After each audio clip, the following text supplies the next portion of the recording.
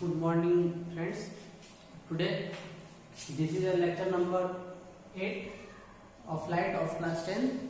So today, we will discuss a topic called refractive index. तो सबसे पहले हम लोग समझते हैं रिफ्रैक्टिव इंडेक्स है क्या. तो ध्यान दीजिए,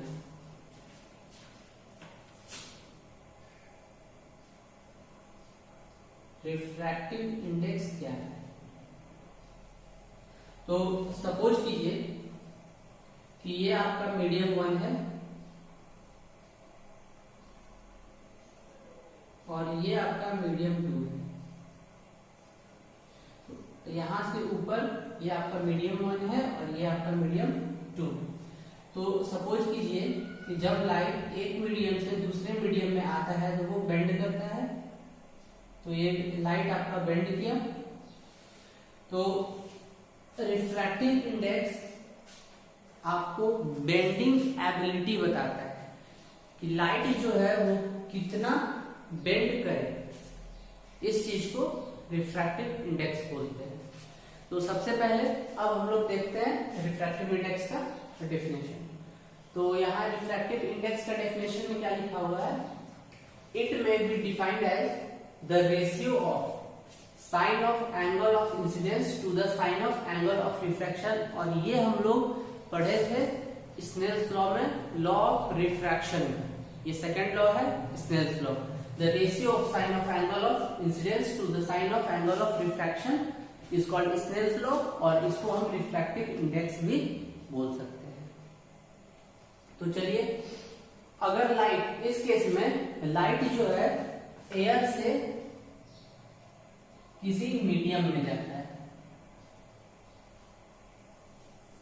अगर कोई भी लाइट एयर से उस मीडियम में गया, या तो आप मीडियम को ले सकते हैं ग्लास, या फिर मीडियम को ले सकते हैं वाटर. तो अगर लाइट एयर से मीडियम में गया, उस ग्लास में गया, सपोज कीजिए कि यहाँ पे एयर है और यहाँ पे ग्लास है. तो जब लाइट एयर से ग्लास में जाएगा, उस केस में हम रिफ्रैक्टिव इंडेक्स बोल सकते हैं sine of angle of incidence by sine of angle of refraction. तो ये भी आपका रिफ्रैक्टिव इंडेक्स का डेफिनेशन हुआ. अब रिफ्रैक्टिव इंडेक्स दो तरीके का होता है. एक यहां देखिए, सबसे पहले हम लोग टॉपिक पढ़े रिफ्रैक्टिव इंडेक्स.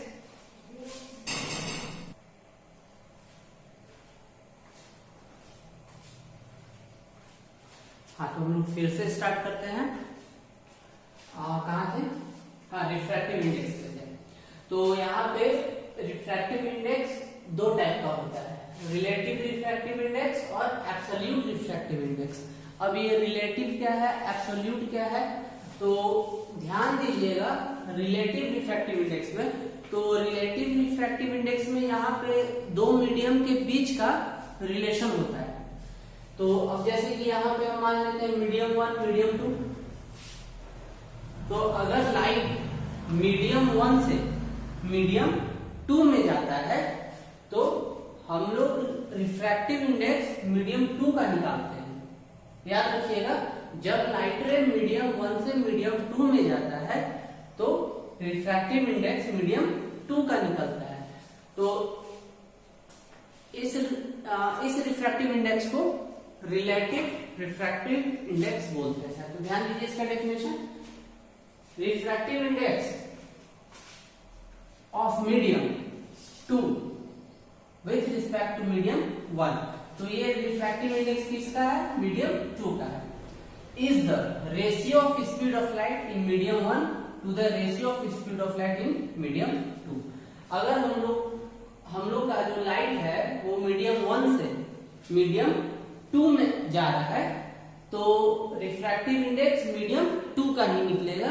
तो मीडियम 2 का रिफ्रैक्टिव इंडेक्स के लिए हम लोग क्या लिख सकते हैं, speed of light in medium 1 divided by speed of light in medium 2 is the ratio of speed of light in medium 1 to the speed of light in medium 2.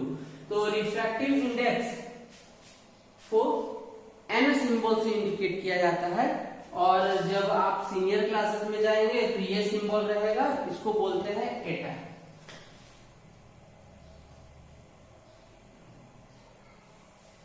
इस सिंबल को एटा बोला जाता है।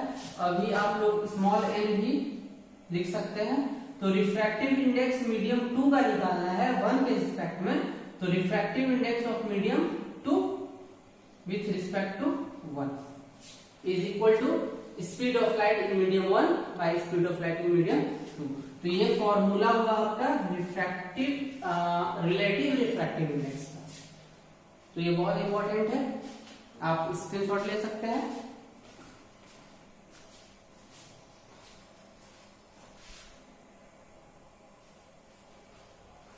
तो अब आपका नेक्स्ट टॉपिक है absolute refractive index. तो चलिए देखते हैं एब्सोल्यूट रिफ्रैक्टिव इंडेक्स क्या होता है। तो एक चीज और, तो यहाँ पे ध्यान दीजिए, आपके बुक में कभी कभी इस तरीके से मिल सकता है, ये refractive index of medium 2 with respect to 1 is equal to v1 by v2, या तो मिल सकता है refractive index of medium 2 with respect to medium 1। तो n के आगे जो लगा हुआ है 2 मतलब मीडियम 2, तो यहाँ आप मीडियम 2 का रिफ्रैक्टिव इंडेक्स निकालते हैं। ये चीज याद रखिएगा, n के बगल में जो भी रहेगा उसका रिफ्रैक्टिव इंडेक्स निकलेगा उस मीडियम का, is equal to v1 by v2। अब एक बात और, अगर आप ऐसे लिखेंगे refractive index of medium 1 with respect to 2, अगर इसको आप पलट दिए ये वैल्यू को, तो ये भी वैल्यू पलट जाएगा, ये हो जाएगा v2 बाय v1। तो ये सारा फॉर्मूला इंपॉर्टेंट है, तो इसको भी आप लोग नोट कर लीजिएगा। तो अब आते हैं हम एब्सोल्यूट रिफ्रैक्टिव इंडेक्स। तो जब कभी भी लाइट रे एयर से या वैक्यूम से अगर किसी मीडियम में जाता हो, उस केस में जो भी रिफ्रैक्टिव इंडेक्स कहलाएगा वो आपका एब्सोल्यूट रिफ्रैक्टिव इंडेक्स कहलाएगा। अब जैसे कि when light going from vacuum और air to another medium, then the refractive index of that medium is the ratio of speed of light in air or vacuum to the speed of light in that medium is called absolute refractive index.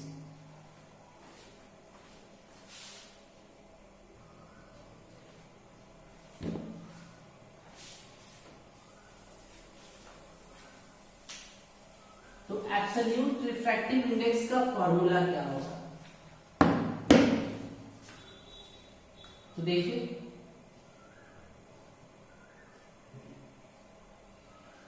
Absolute refractive index, या तो आप refractive index लीजिए, या तो absolute refractive index लीजिए, या तो relative refractive index लीजिए। सभी रिफ्रैक्टिव इंडेक्स का सिंबल n ही रहेगा।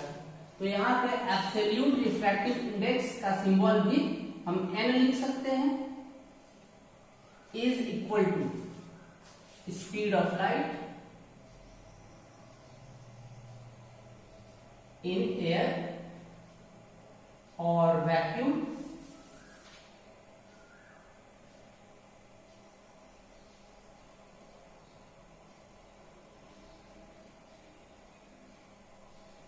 by speed of light in medium। तो मैथमेटिकली अब हम लोग इसको इस तरीके से लिख सकते हैं, रिफ्रैक्टिव इंडेक्स ऑफ मीडियम, कोई भी मीडियम है आपका m, with respect to air या वैक्यूम, तो एयर के लिए आप a लिख सकते हैं, और अगर वैक्यूम है तो वैक्यूम के लिए आप v लिख सकते हैं। तो ये refractive index of medium with respect to air है। अगर आपके पास एयर है तो आप ऐसे लिख सकते हैं, speed of light in air by speed of light in medium. अब यहाँ refractive index of medium with respect to vacuum है, तो वैक्यूम के लिए आप लिख सकते हैं velocity of light in vacuum by velocity of light in that medium। तो ये एयर के रिस्पेक्ट में है और ये वैक्यूम के रिस्पेक्ट में फॉर्मूला है। तो ये बहुत ही इंपॉर्टेंट फॉर्मूला है, स्क्रीनशॉट आप ले सकते हैं।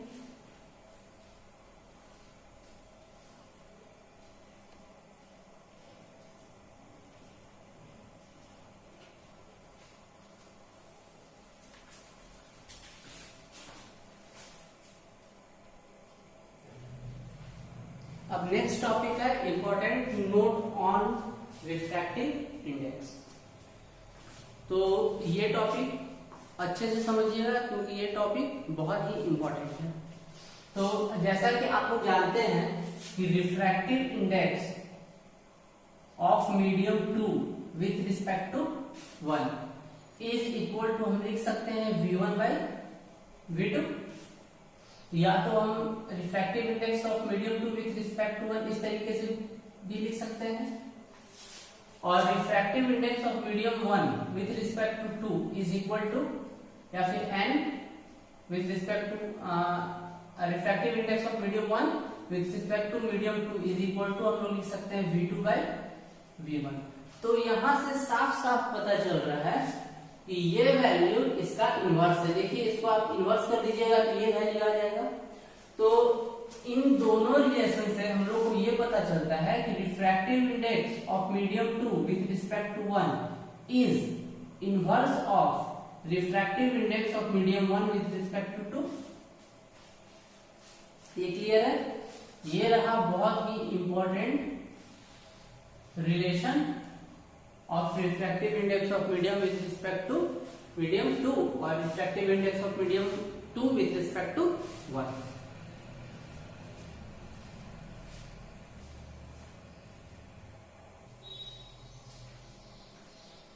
Now we will discuss about lenses. तो अब ध्यान देते हैं लेंस क्या है। तो लेंस जो है एक तरह का स्फेरिकल ग्लास है, शीशा, स्फेरिकल ग्लास। तो ये दो तरीके का लेंस है। ये लेंस आपका कहलाता है कॉन्वेक्स लेंस और ये लेंस कहलाता है कॉनकेव लेंस। तो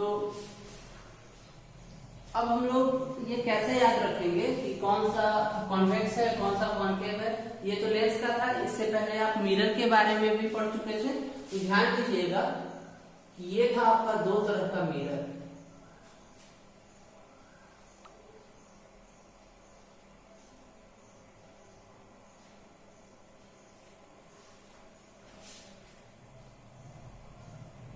तो ये कॉनकेव मिरर था और ये कॉन्वेक्स मिरर था।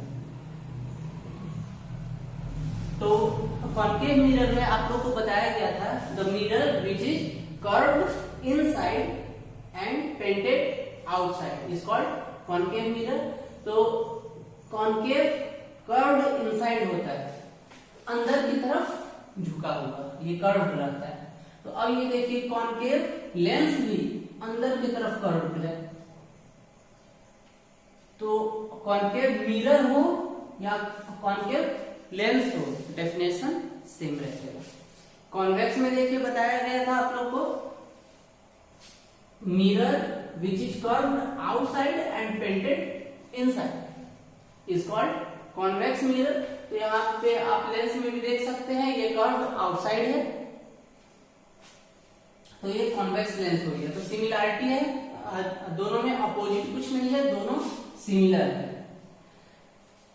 तो जिस तरीके से मिरर का पार्ट्स हुआ करता था, जैसे कि pole, focus, centre of curvature, principal axis, तो उसी तरीके से लेंस का भी कुछ पार्ट्स होते हैं। तो अब हम लोग डिस्कस करते हैं पार्ट्स ऑफ लेंस। तो सबसे पहले यहां पे एक लाइन खींचते हैं, इस लाइन को प्रिंसिपल एक्सिस बोला जाता है।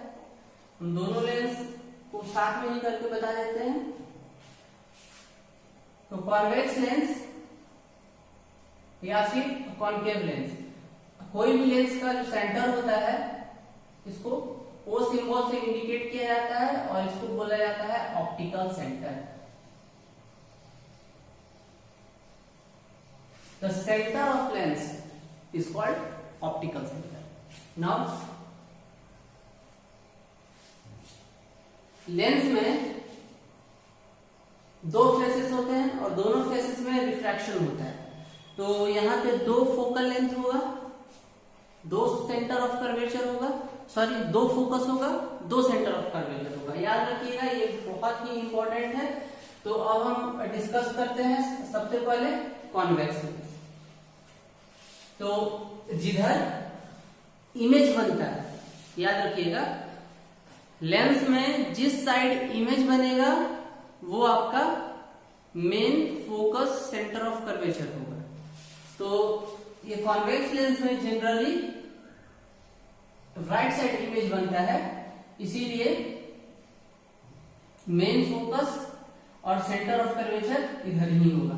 तो हम यहाँ पे F और 2F सिंबल से इसको इंडिकेट करते हैं। F आपका फोकस हो गया और 2F मतलब सेंटर ऑफ कर्वेचर। तो एक और इसका फोकस और सेंटर ऑफ कर्वेचर होगा जिसको हम लोग F डैश और 2F डैश से इंडिकेट करते हैं। तो अब यहाँ पे F का और 2F का, F डैश और 2F डैश का हम लोग को पोजीशन कैसे पता चलेगा? तो हम लोग ये जानते हैं कि जो लेंस है वो स्फेरिकल सरफेस से बना हुआ है। तो ये सरफेस से एक स्फेयर बन सकता है,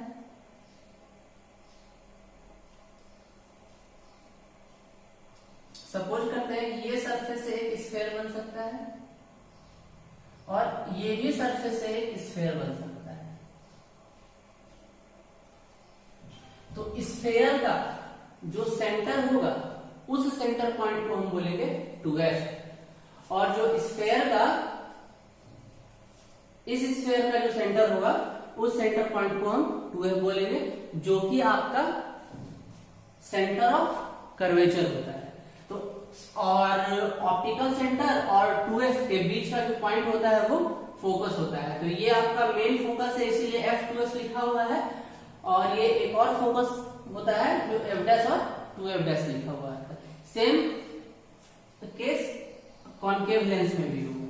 तो कॉनकेव लेंस में किस साइड आपका मेन फोकस होता है और सेंटर ऑफ कर्वेचर मतलब F और 2F। तो ये ध्यान देते हैं।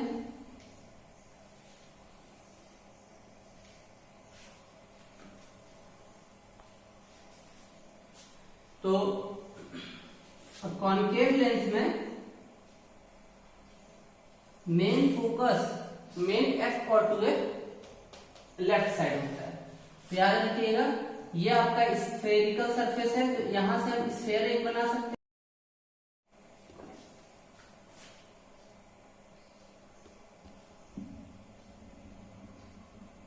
और यहां से भी एक स्फेयर बना सकते हैं। ये आपको इमेजिन करना है, हर बार बनाना नहीं है कि ऐसा नहीं लेंस बना रहे हैं तो पूरा पूरा चश्मा का शेप बना देना है, ऐसा कुछ नहीं करना है। तो ये हम इमेजिन कर रहे हैं, आप लोगों को समझाने के लिए केवल बताया जा रहा है। तो ये सरफेस का और ये स्फेयर का जो सेंटर होगा वो 2F कहलाएगा और ऑप्टिकल सेंटर और 2F के बीच का पॉइंट को फोकस बोला जाता है। और ये लाइन आप लोग जानते हैं, ये प्रिंसिपल एक्सिस होता है। तो मेन फोकस और सेंटर ऑफ कर्वेचर इस साइड, तो एक और फोकस और सेंटर ऑफ कर्वेचर इस साइड रहेगा। तो ये स्फेयर का सेंटर आपका 2F कहलाएगा और ऑप्टिकल सेंटर 2F डैश कहलाएगा। ऑप्टिकल सेंटर और 2F डैश के बीच का पॉइंट होता है F dash which is called focus.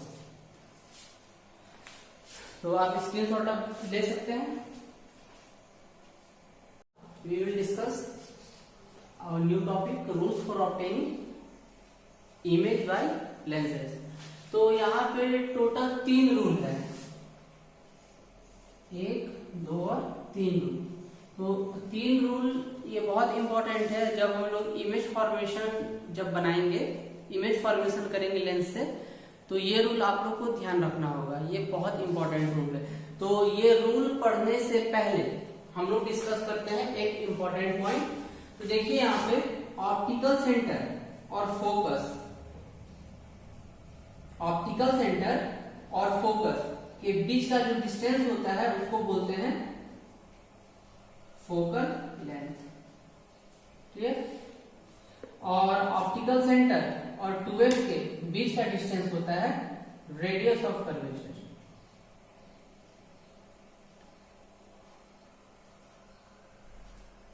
तो ये चीज याद रखिएगा, ये बहुत ही इंपॉर्टेंट है। तो अब हम लोग डिस्कस करते हैं rules for obtaining image by lenses. तो पहला रूल में ये है कि अगर कोई लाइट प्रिंसिपल एक्सिस के पैरेलल जाएगा और ये जब लेंस में इंटर करेगा और रिफ्रैक्ट होगा तो ये हमेशा फोकस से ऊपर दिखेगा। तो कोई भी लाइट रे प्रिंसिपल एक्सिस के पैरेलल गया, रिफ्रैक्ट हुआ तो फोकस से ही जाएगा, याद रखिए। ये पहला रूल। ये आपका कॉन्वेक्स लेंस के लिए था। अब हम लोग कॉन्केव के लिए देख लेते हैं। तो कॉन्केव के लिए क्या था कि कोई भी लाइट रे अगर प्रिंसिपल एक्सिस के पैरेलल जाएगा तो एक्चुअली ये बात याद रखिएगा कि जो कॉन्केव लेंस होता है वो डाइवर्जिंग लेंस होता है।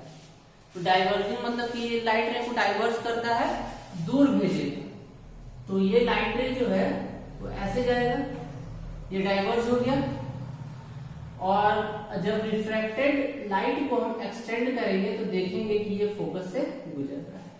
तो कोई भी लाइट है प्रिंसिपल एक्सिस के जब पैरेलल जाता है तो वो फोकस से ही होकर गुजरता है। तो ये याद रखिएगा। दूसरा रूल क्या है कि अगर कोई लाइट है डायरेक्टली फोकस के पास हो तो वो फिर बाद में जाकर प्रिंसिपल एक्सिस के पैरेलल हो जाता है। तो या तो आप कॉन्केव लेंस में भी ले सकते हैं या कॉन्वेक्स में। कोई भी लाइट रे अगर फोकस से होकर जा रहा है तो वो प्रिंसिपल एक्सिस के पैरेलल हो जाता है। ये दो रूल था। अब तीसरा रूल, कोई भी लाइट रे अगर ऑप्टिकल सेंटर से होकर जाता है तो वो बेंड नहीं होगा, वो स्ट्रेट निकल जाता है। तो कॉन्केव लेंस में भी कुछ इसी तरीके का है। तो ये बहुत इंपॉर्टेंट टॉपिक है, स्क्रीनशॉट ले लीजिए।